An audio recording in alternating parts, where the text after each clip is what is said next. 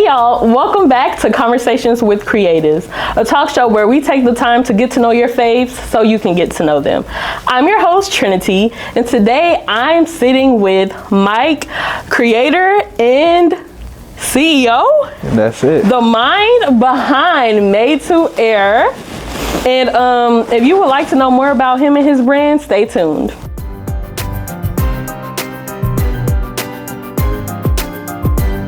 So how you doing today?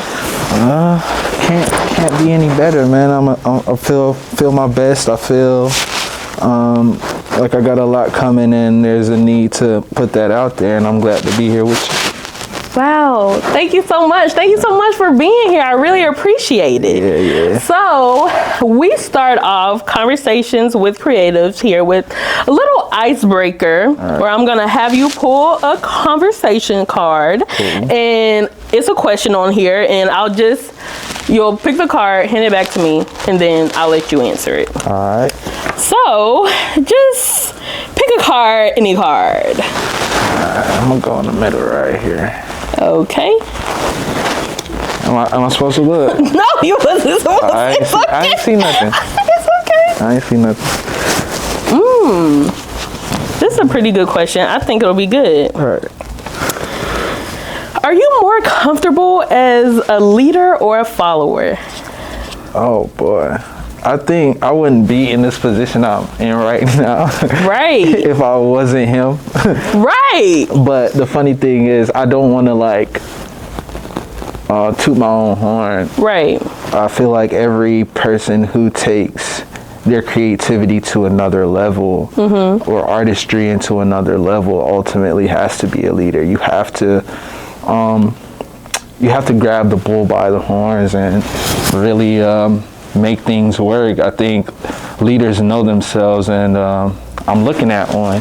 Wow, I'm looking at one too. Right. So it's a vibe thing. I know you know what I'm talking about. Right. But overall, I'm definitely a leader, no questions. Definitely, I can see that. You definitely have to be a leader to, step out and start your own business, create your own brand for yourself. That's definitely leadership qualities. Big boy bros, yeah. Yeah, exactly. The plan, yeah. Okay, so we're gonna get into it now. So I know that you've been designing and building your brand for a while now. How long has it been exactly? So the idea was conceived many years ago. I would say, I'd say 5, 6, at the very most, 2015.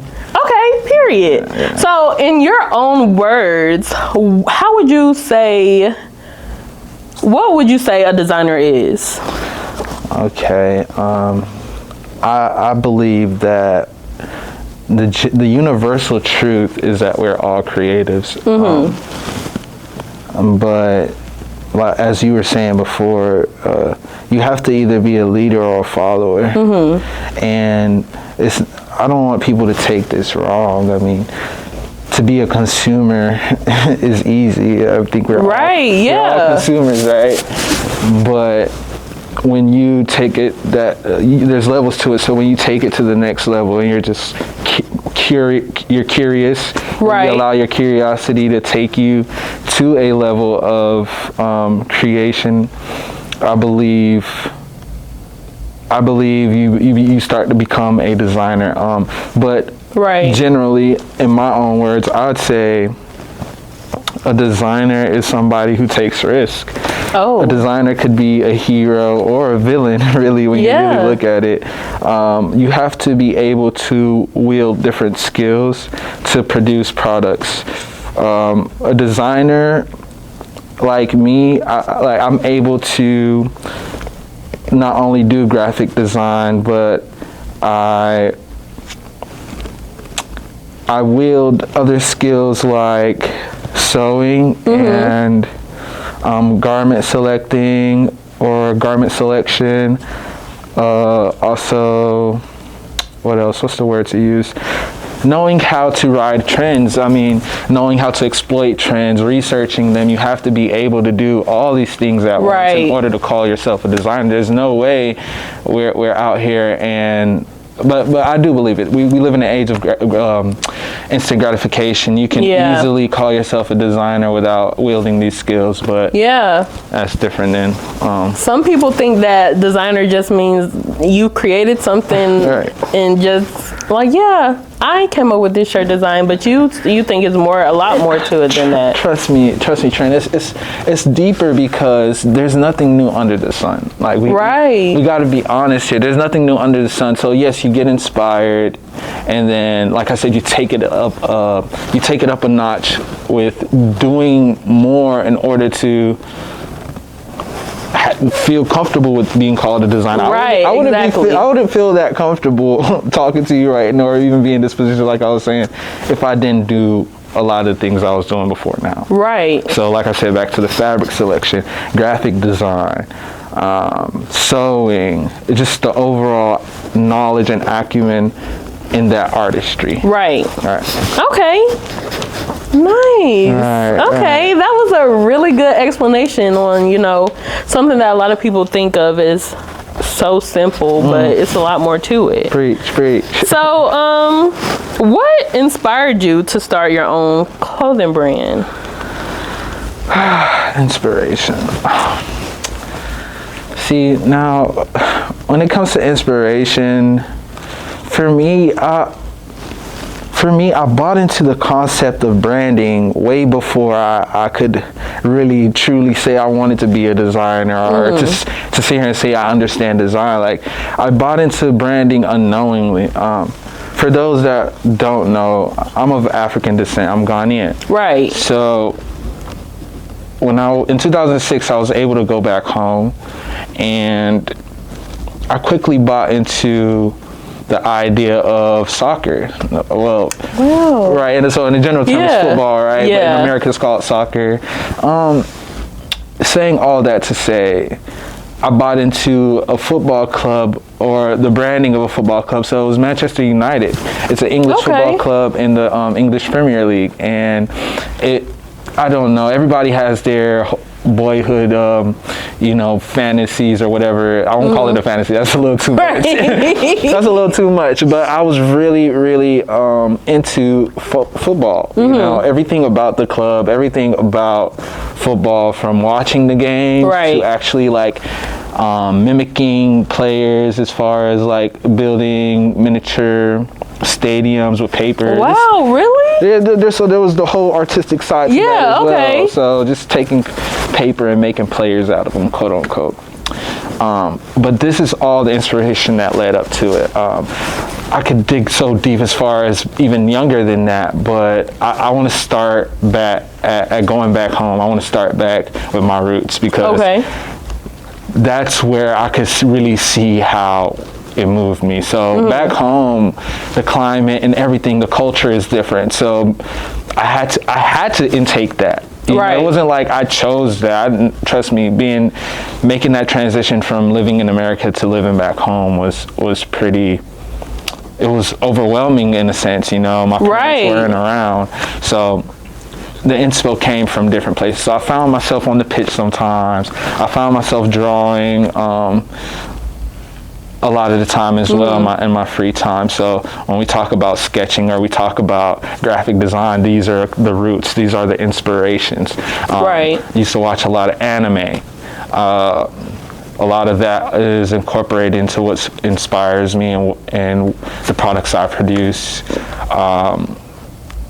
Outside of anime, like I said, I have African culture. I continuously kind of research and indulge into to kind of extract what I need out of it. So when we talk about trends and how we use all these things to build a design, it's embedded within my culture. I can pretty much, stand on. So Trent, I could go on and on. I could go on and on about the inspirations, but these are lightly some of the inspirations that inspire me today. Still very organic, very true to who I am. So it's just something that you've been, that's been with you your whole life, and it's kind of led up to this the moment where you were like, Yeah. Right. This is something I want to do and pursue. That's correct. And you built on it. Okay. That's correct. If I could add on, like growing, so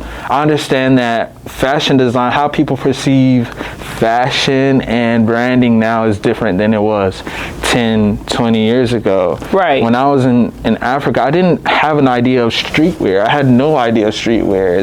Right. But it still got to me. Yeah, exactly. I was still rocking Ed Hardy in Accra. I was Period. still, I was still doing this.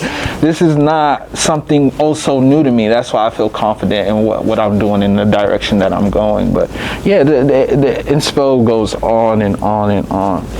Okay. Yeah. So your brand is called Made to That's correct.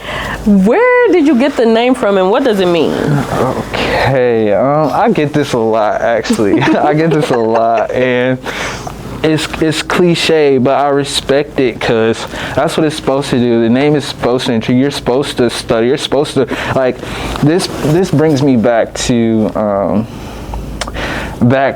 when I came back to America. So in 2006 I went to Africa, and then in 2012 I was able to return back home, and my last name isn't like long and just kind of hard to pronounce. It's actually anglicized. So Botchway is the anglicized version of Butchie, and I know that's kind of hard to understand, but it was just anglicized, so it sounds more of an English name than it does a traditional name. But for a lot of my Africans that can't relate, like we got some last names, bro. We got some last names that it's really hard to pronounce. So automatically you stand out. Automatically, off a rip, you're subjected to somebody butchering your name, and you could take that either negatively or positively. You could change that. For me, Made to I want to highlight that a name of a brand means nothing without like the product and the service to kind of back it up. Okay. What's a good name without the quality product to follow? Right. Exactly. So this is for I'm hoping that I'm dropping the gym right now, but this is for younger creatives who have a problem with creating names, because I do a lot of consultation within my friend group of creatives, or period. I get a lot of people who come to me. That's one of the other superpowers. So for me, I would say a brand name means nothing. You shouldn't attach. You shouldn't force a meaning onto the name. It's more so allow everything around it to be just as strong. Oh, wow. Right. So Made to is everything the consumer wants it to be. Plato, if I'm correct, quote me on this, Plato says beauty is in the eye of the beholder. So if my brand is manifested into a product and the consumer can't go wow or have that aha moment without me doing this extra long explanation about what the name means, it's I feel like a lot of people come up with I'm not about to lie to you right now. Exactly. It's literally whatever the consumer really wants it to be. That's really cool, because a lot of people are like, okay, this is my brand, this is what it stands for. So people typically buy into it if that aligns with them and their interests. So whereas where you don't necessarily have a meaning, your tagline is engineered for everyone, right? So it's just this isn't for a certain group of people, it's for everyone, and it can mean to you whatever you like it to. That's spot on, Trent. Okay. It's funny because it's also it's a contradicting conversation. I mean, to give it a label or just this is what it means, it's hard to say. Hard to say. Made to could be broken down and you could really get the meaning from it. Right? But I don't advise for people to take it in that sense. Like you were saying, you said something about it not being like, yes, it is in a sense. So like when I made the brand, the business, what is it called? The business structure, the business module, right? The business module behind it was really a studio space, almost like the one we're sitting in now, where a lot of things would go on. So if there's many extensions of who I am, that's also incorporated into the brand. Right, exactly. I can't sit here and say the brand is about me necessarily, but it's many extensions of who I am and who I'm turning into as a designer. Okay. Right. That was deep. I hope that was so. deep. It was. I hope so. So I'm gonna pause and let you answer. So you obviously have designed a lot of things and like of different looks. So what would you say is your hardest look, and what did it take?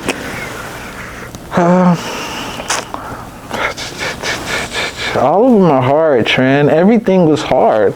Really? Okay, so I mean, what can I say? Every design that I've kind of had to go through took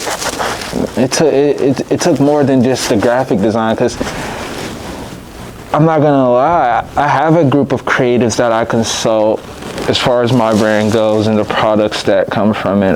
Bernice knows a lot of how the processes go behind the scenes. It's never linear. It's never in an industrial manner. It's never, you know, so I can't ever sit here and say I like a piece more than the other. Everything up till now is cherished and loved in all the senses, but I do want people to look out for my upcoming accessories that are about to drop. Those I would say is probably my most anticipated, at least for me, because I just really can't wait for y'all to see what I got coming.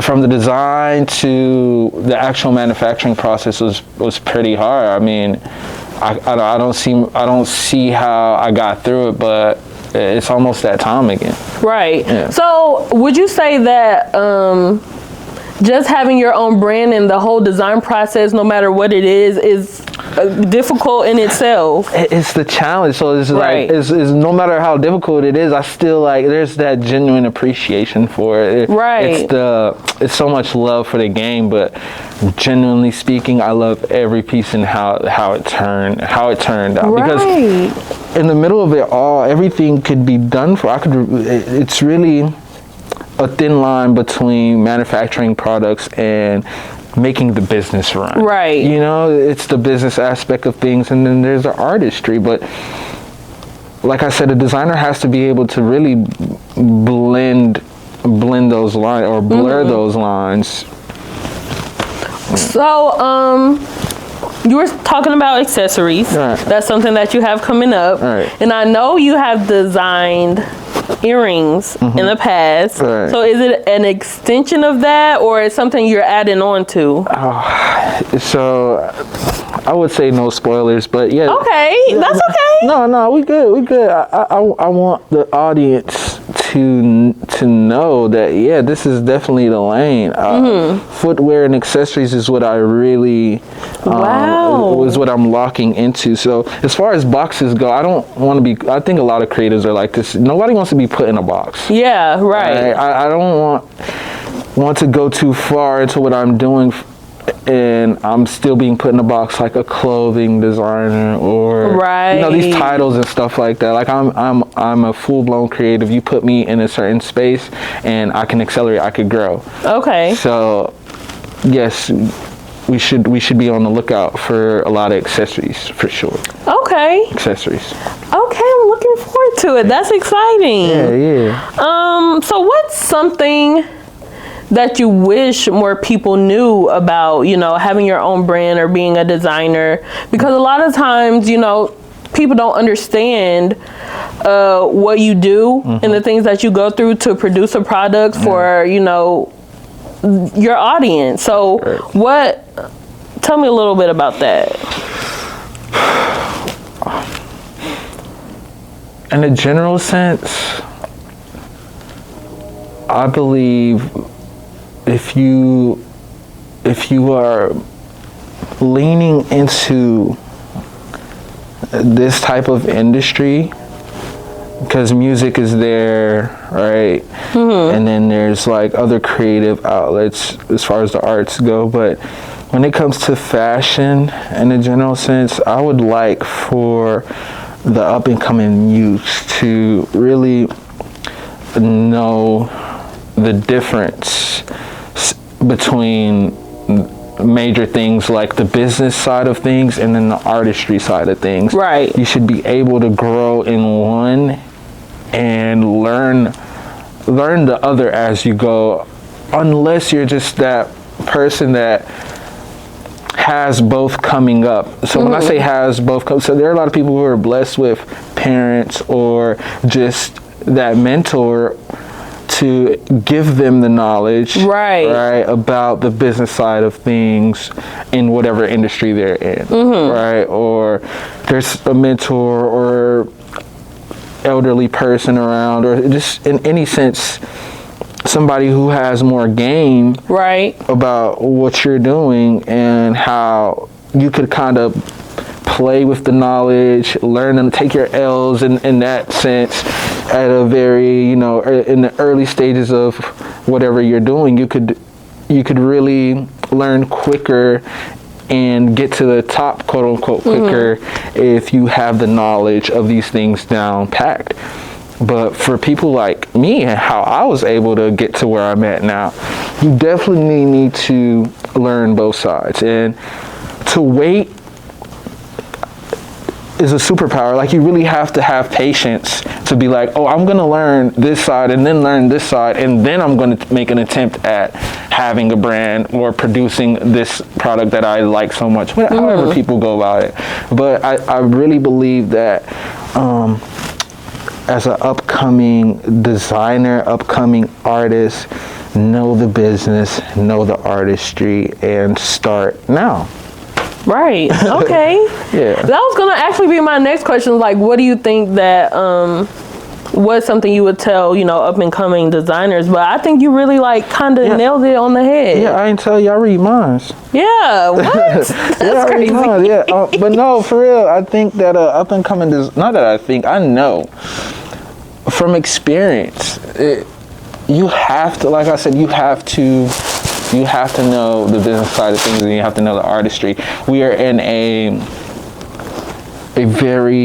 we're in a time where the gratification is instant. Like, the work is even put out there, right? So as a designer, sometimes I could get on a platform, a social media platform, and feel and see how I'm lacking because of how somebody is showing their work. The need to show your work is just as important as the product itself nowadays. All right, this isn't times of Picasso or these other artists, and they might, I don't know, may take forever to make a piece. Exactly. Or the portrayal of the piece is so grand that there's still more appreciation for it because of the times that they're in. We're in different times. Yeah. So I truly believe that I have only so many moves to make as a designer on a public level. Like this right here. I don't plan on